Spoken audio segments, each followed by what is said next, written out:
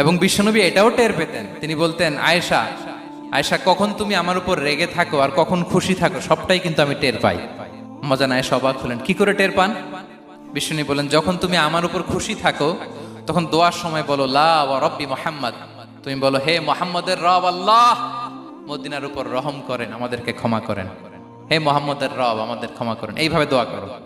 আর যখন তুমি রেগে থাকো তখন আমার নামটা মুখ দিয়ে নিতে চাও না, তখন তুমি দোয়াতে বলো লা ওয়া রব্বি ইব্রাহিম, হে ইব্রাহিমের আল্লাহ, হে ইব্রাহিম নবীর খোদা আমাদের মাফ করো।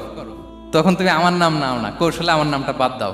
আমাদের আয়েশা বলেন, ইয়া রাসূলুল্লাহ মা আহজুরু ইল্লা ইসমাক, নবী হে আমি তো আপনার নামটাই শুধু মুখ থেকে বাদ দেই, আমার হৃদয় থেকে তো কখনো আপনারে বাদ দিতে পারি না। এটা ঠিক, তখন রেগে থাকি আপনার নামটা মুখে নেই না, কিন্তু হৃদয় থেকে তো আপনাকে সরাতে পারি না। সুবহানাল্লাহ। এই ছিল বিষ্ণুবীর সাথে স্ত্রীদের সম্পর্ক, প্রিয় ভাইরা।